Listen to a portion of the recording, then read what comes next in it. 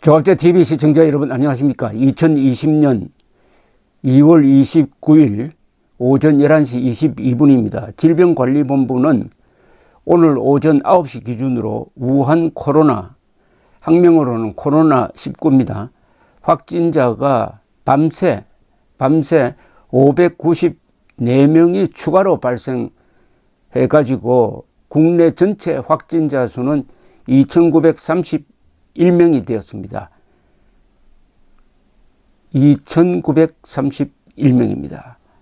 그런데 문제는 이 확진자의 증가세가 기하급수적으로 늘고 있다는 사실입니다. 지난 21일 199명의 무더기 확진자가 나온 이후 22일에는 229명, 23일에는 169명으로 다소 줄었다가 24일 241명으로 늘더니 25일에는 다시 144명으로 줄었다가 26일 284명으로 늘었습니다. 그러다가 지난 27일 하루에 505명, 28일에는 571명으로 폭증을 했는데 밤새 약 12시간 동안 594명이 늘었으니까 24시간 기준으로 하면은 신규 확진자가 1,000명을 돌파할지 모릅니다. 그렇다면 이제는 한국이 중국을 앞서서 가장 위험한 지역이 되고 있다는 이야기입니다. 역시 대구가 중심입니다. 확진자 594명 중 476명이 대구에서 발생했습니다. 대구 지역 총 확진자 수는 2,055명에 달했고, 그리고 경북도 밤새 60명이 늘어 총 469명이 확진 판정을 받았습니다. 대구 경북을 합치면 2,524명입니다. 그리고 충남에서 13명, 서울 12명, 부산 12명, 경남 10명, 경기 4명, 울산 3명, 인천 2명, 충북 1명, 전남 1명으로 신규 발생자가 나왔고, 그리고 사망자도 3명이 늘었습니다. 그래서 16명이 되었습니다. 이 14번째 사망자는 여성인데 70대입니다. 그리고 15번째 사망자는 여성이고 94살입니다. 16번째 사망자는 여성으로 63세입니다.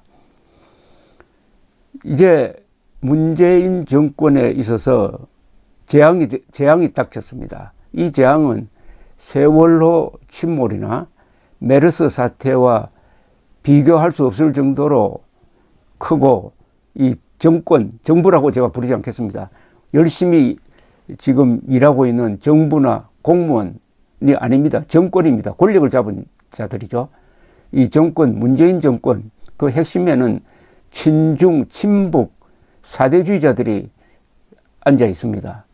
이들이 과학을 무시하고 오로지 시진핑 한 사람을 위해서 5천만 국민의 안전을 희생시키는 해괴망측한 정책을 펴가지고 초동 단계에서 막을 수 있었고 막을 수 있다고 하면서 중국인의 입국을 전면적으로 금지시켜야 한다는 주장이 나왔음에도 불구하고 그것을 무시하고 오히려 문재인 씨는 시진핑에게 전화를 걸어가지고 위로를 하고 공동운명체 운운 이렇게 하면서 허송 세월을 보내고, 그리고 박원순, 문재인은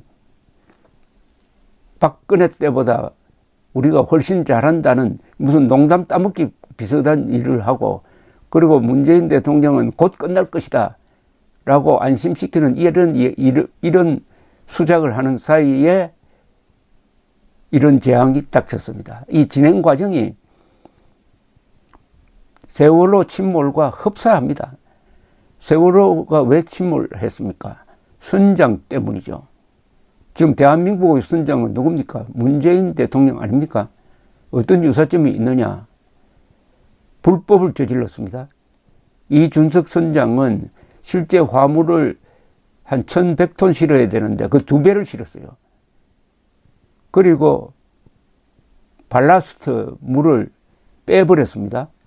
그러니까 이 배가 가분수처럼 무게중심이 위로 올라가가지고 평온한 바다를 항해하는데도 뒤뚱 하다가 급변침도 아니고 그냥 5도 5도 2번 변침하니까 휘청하면서 넘어가 버리고 말았던 것입니다. 문재인 대통령은 중국에서 환자가 발생했는데도 불구하고 여기에 대한 조치를 전혀 하지 않으면서 오로지 시진핑의 방한을 위해서 아부하는 데 신경 다 쓰고 있다가 타이밍을 놓치고 말았습니다. 타이밍을 놓치고 말았습니다. 그리고 승객들에게, 국민들에게 진실된 정보를 전하지 않았어요. 괜찮다. 곧 좋아질 것이다. 우리가 박근혜 때보다 훨씬 더 잘하고 있다. 안심하라. 세월호가 넘어가서 침수가 시작되었는데도 선장과 선원들은 도망가 버리고, 그리고 도망가기 전에 현 위치에 가만히 있으라고 안심시켜 놓고 자기들끼리 도망가 버렸습니다. 그것하고 비슷한 거 아닙니까? 그러나 세월호 선장보다 문재인 대통령이 더 나쁜 것은 지금까지 국민들에게 사과 한마디를 하지 않습니다. 잘못했다는 이야기를 하지 않아요. 사과하지 않습니다. 이런 일을 저질러 놓고도 사과를 하지 않아요. 그리고 은근히 신천지 교회의 책임을 미룹니다. 아니, 신천지 사람들이 이걸 알고 퍼뜨렸습니까? 그 사람들도 피해자 아닙니까? 왜 가해자로 몰고 있습니다. 신천지를 가해자로 몰고 있어요. 가해자로. 마치 세월호 사건 때 초동 단계에서 신속하게 출동을 해가지고 172명이나 살려낸 해경을 마치 가해자로 몰았던 당시의 선동 세력을 연상시킵니다. 문재인 정권은 지금 민주인 정권을 지지하는 지지자들은 신천지를 무슨 해경처럼 희생양으로 만들려고 하는데 이번에는 국민들이 속지 않습니다. 문재인 정권을 도저히 동정할 수 없는 이유가 있습니다. 세월호 메르스 때 문재인 박원순 씨가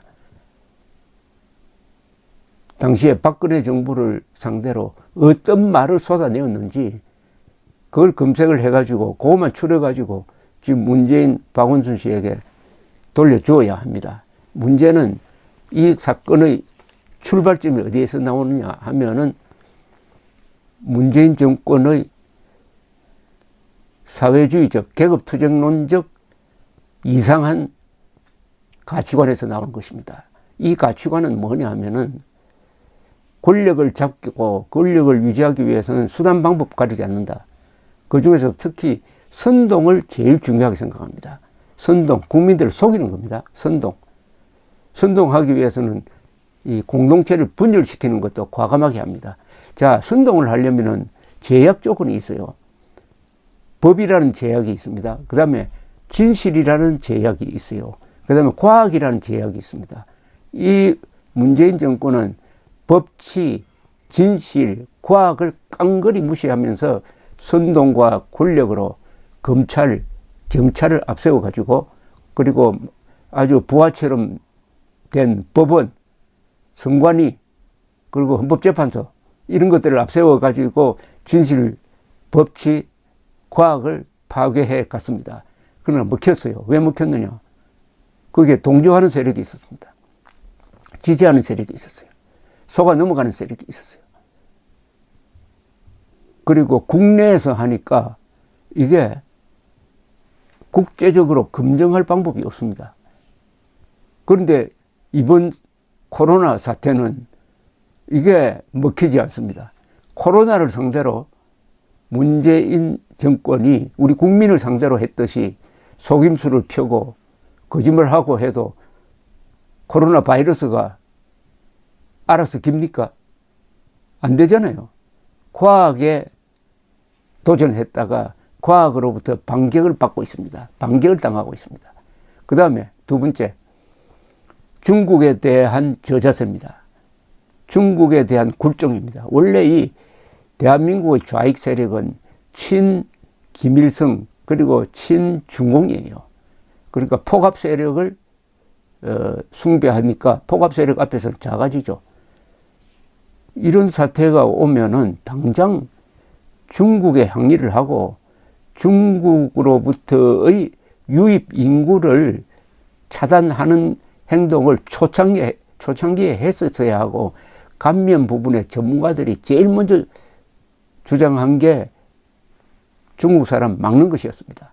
김정은이도 막았어요. 김정은이는 한만, 이 두만강, 압록강이 자신들의 생명입니다.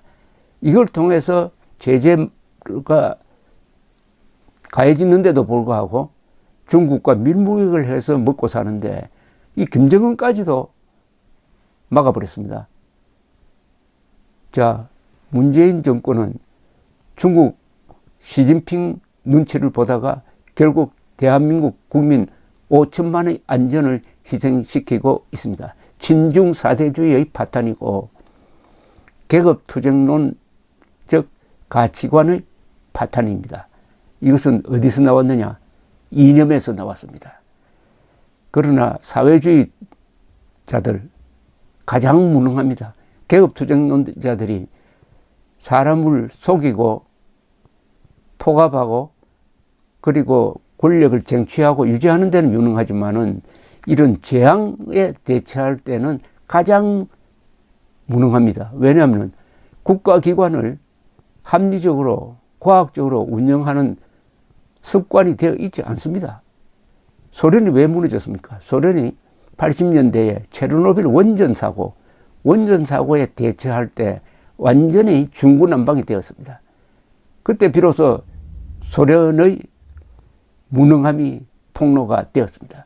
그리고 1983년 9월 1일 269명이 탄 대한항공 007편을 격추시킨 다음에 거기에 대처하는 무능함이 또한 소련 정권을 무너뜨리는데 하나의 기폭제가 되었습니다. 사건, 사고가 소련 정권을 무너뜨렸듯이 이번에 이 코로나 사태가 문재인 정권, 더 나아가서 김정은 정권까지 무너뜨릴 가능성이 있습니다.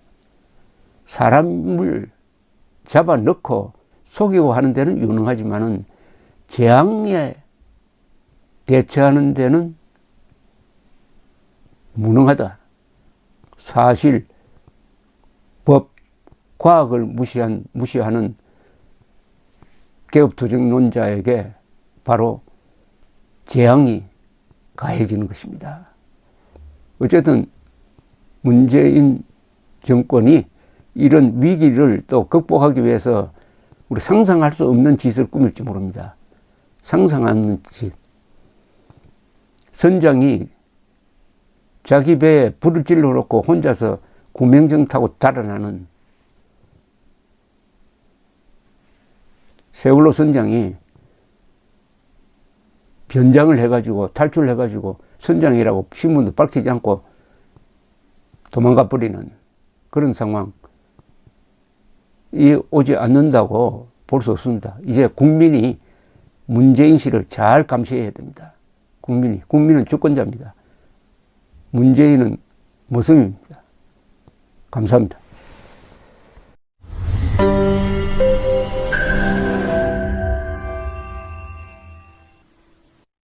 조갑제 TV 시청자 여러분 안녕하십니까? 2020년 새해를 맞아서 조갑제 TV가 새로운 시도를 하겠습니다. 구글에서 제공하는 유튜브 채널 멤버십 제도입니다. 쉽게 말하면 조갑제 TV 회원 제도입니다. 에 대해서 설명을 드리겠습니다.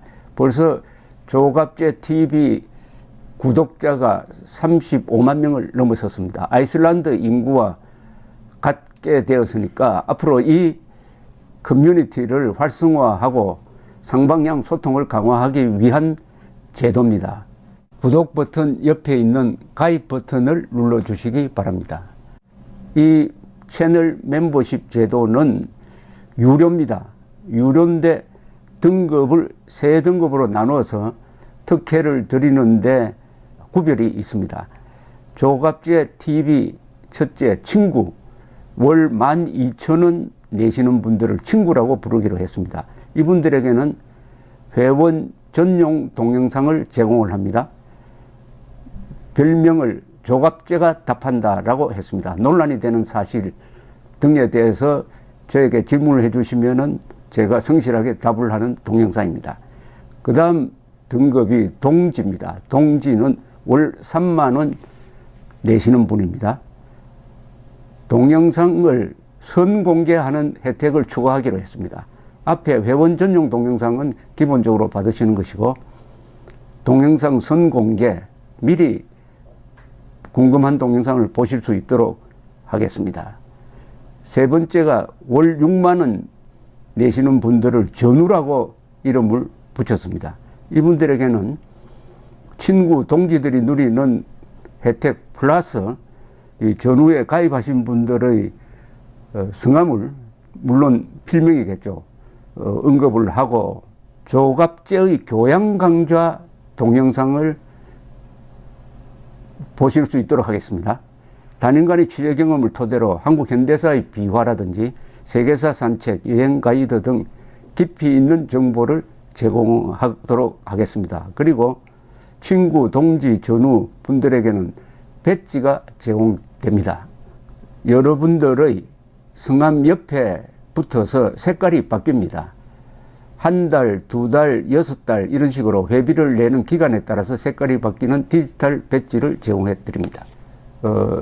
여기 회원에 가입하지 않는 분들에게는 불이익이 없습니다. 지금처럼 무료로 동영상을 시청할 수 있습니다. 여기 동영상 가입 절차는 별도의 공지를 참고해 주시기 바랍니다. 감사합니다. 구독 버튼 옆에 있는 가입 버튼을 눌러 주시기 바랍니다.